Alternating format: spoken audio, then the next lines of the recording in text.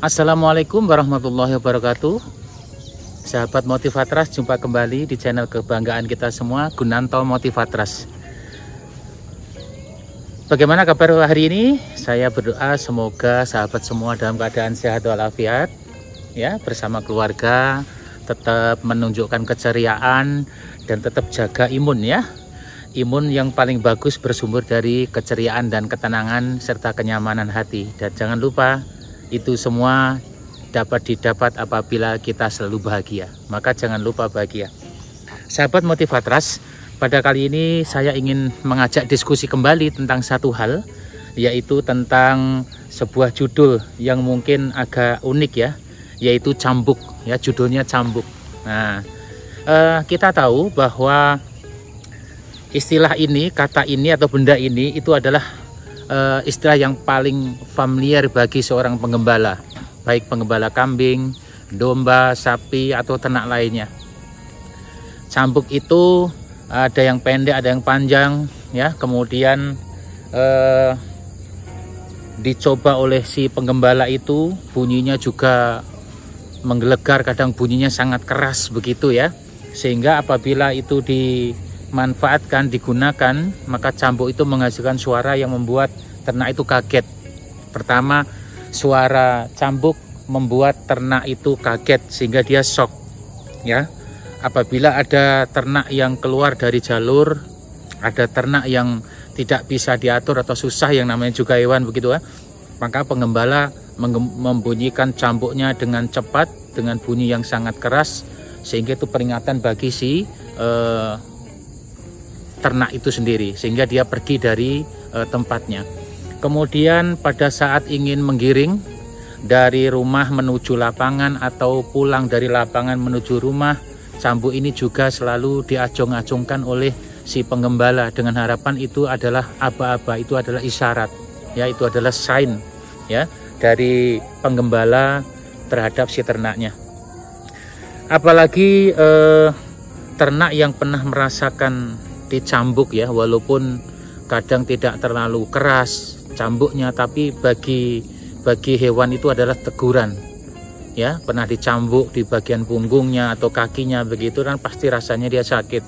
Maka hewan yang pernah merasakan dicambuk, dia punya naluri tidak ingin mengulangnya itu, ya. Itulah latihannya hewan.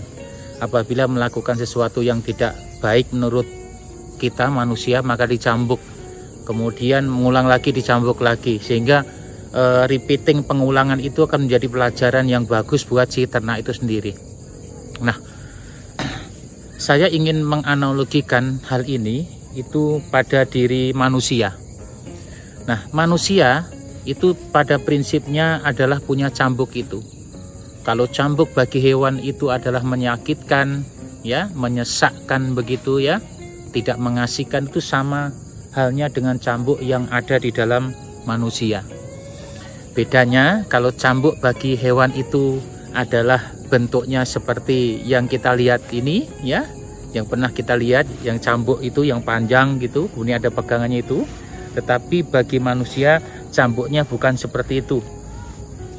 Cambuk bagi manusia itu dibuat oleh dia sendiri dan disebabkan oleh seseorang itu sendiri. Apa cambuknya? Cambuknya adalah sebuah kegagalan. Nah, sahabat Motivatras, apabila kita pernah merasakan sebuah kegagalan dalam studi, dalam pekerjaan, kemudian dalam rumah tangga mungkin, kemudian dalam ujian apapun begitu, ya, kegagalan dalam program-program yang seharusnya sudah tercapai tapi belum gitu. Pokoknya intinya adalah sebuah kegagalan apapun itu bentuknya. Nah, kalau dirasakan, maka kegagalan itu pasti akan menyakitkan. Ya, seseorang yang sangat merindukan menjadi seorang pegawai negeri, kemudian dia ikut tes begitu, ya, udah semangat sekali, dia yakin bahwa mengerjakan soalnya bisa. Kemudian pada saat mengerjakan ujian itu juga tidak ada kendala apapun, dia yakin gitu, yakin untuk lulus sukses. Tapi tiba-tiba pada pengumuman namanya tidak keluar, ya, namanya tidak tidak masuk di dalam peserta yang dinyatakan lulus. Ini pasti menyakitkan, sedih ya, itu pertama. Kemudian seseorang yang akan diwisuda ya, kemudian karena suatu hal itu gagal begitu, harus diundur. Nah, begitu juga bagian dari sesuatu yang menyedihkan. Atau terkadang melakukan kesalahan yang dia sendiri tidak mendesain, tetapi salahnya fatal sehingga menyebabkan dia tidak berhasil menuntaskan tugasnya. Itu juga bagian dari sebuah kegagalan. Banyak sahabat, arti kegagalan itu banyak. Mungkin pengalaman kita tentang kegagalan itu banyak hal. Nah, itulah yang disebut cambuk.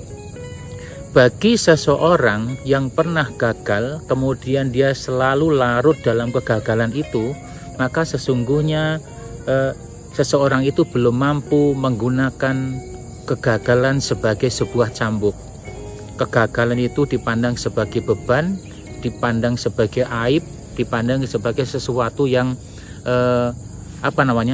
tabu untuk diterima secara wajar begitu ya. Maka yang terjadi apabila seperti ini, pasti seseorang selalu isinya sedih, merenung, kemudian melabel diri bahwa saya ini nggak sukses, saya ini selalu gagal begitu. Nah, ini bahaya. Nah, saya ingin mengajak ya, tokoh-tokoh hebat, mulai Pak Jenderal Sudirman ya, tokoh luar biasa kita. Bagaimana mungkin sekelompok orang yang jumlah para juridnya tidak terlalu banyak tapi bisa memporak-porandakan penjajah kita ya, dalam keadaan dia paru-parunya hanya separuh ya, tapi mencoba perjuangan secara nasional belum bisa dilakukan, akhirnya gerilya ya, gagal nyerang di sana, balik lagi ke hutan ya, gagal di sana, balik lagi ke hutan, tapi terus dilakukan, maka akhirnya dia akan menemukan kesuksesan dan minimal itu memberikan shock terapi bagi seorang penjajah ya. Kemudian Thomas Alva Edison, dia ribuan kali melakukan percobaan untuk menemukan benda yang bisa menyalakan lampu. Dicobalah alat-alat itu, dia pakai benang dimasukkan ke dalam tabung, tidak bisa menyalakan lampu, diganti dengan emas, diganti dengan perak, diganti dengan yang lain-lain, dan dia gagal ya, dia gagal. Teman-teman sekitarnya mengatakan dia gagal ya. Tahu kan, kamu gagal lagi kan, kamu gagal lagi. Tetapi bagi si Thomas Alva Edison, hal itu bukan gagal. Dia sudah menemukan sebuah keberhasilan bahwa benang tidak bisa menyalakan lampu, bahwa emas tidak bisa digunakan untuk menyalakan lampu ya. Maka yang menemukan itu, yang bisa menyalakan lampu ternyata wolfram. Nah, begitu ya, bahan dari wolfram. Jadi kegagalan yang ia lakukan itu justru dipandang sebagai sebuah temuan yang menarik, dipandang sebagai sesuatu yang positif. Nah, apabila kita pernah gagal, maka yang paling penting adalah kita tahu gagal itu wajar. Gagal itu wajar. Ada maju, ada mundur, ya. Sepandai-pandainya tupai melompat, tetap suatu saat dia akan jatuh, begitu ya. Jadi di dalam perjalanan kita pasti pernah kita mengalami kegagalan itu. Nah, yang paling penting adalah apabila kita sudah tahu bahwa jalan yang kita tempuh itu menemui kegagalan, maka cara-cara itu tentunya jadi pelajaran ya. Oh, saya berhasil menemukan, nah begitu ya. Pada saat kita melakukan program, melakukan kegiatan, langkah-langkah ternyata ujungnya gagal, maka pada saat hari di mana kita dinyatakan gagal itu, kita dapat ilmu. Ilmu apa?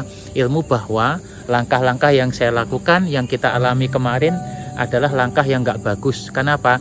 Langkah itu akan berujung kegagalan. Nah, itu yang paling bagus. Sehingga yang paling penting adalah kita tidak mengulang langkah itu untuk menyelesaikan masalah yang sama. Nah, ya kita ulang ya. Kita tidak menggunakan langkah itu untuk menyelesaikan masalah yang sama. Nanti berujungnya akan gagal lagi. Maka kita tidak melakukan langkah itu. Kita pasti melakukan langkah-langkah yang lain. Nah, inilah yang seharusnya dilakukan kita. Kepada sahabat, kepada saya pribadi, teman-teman yang mendengar, adik-adik semuanya, apabila kita gagal dalam satu hal, maka mundur sedikit, kita lihat prosesnya, maka kemudian kita katakan kepada diri kita, oh saya sudah berhasil menemukan informasi, menemukan pengalaman bahwa apa yang saya lakukan kemarin ternyata ujungnya kegagalan, maka cara itu tidak akan saya pakai untuk menyelesaikan masalah yang sama. Ya, demikian, semoga bermanfaat. Kita ketemu lagi di channel Kebanggaan Kita Semua. Terima kasih, salam sukses, salam motivatras. Assalamualaikum warahmatullahi wabarakatuh.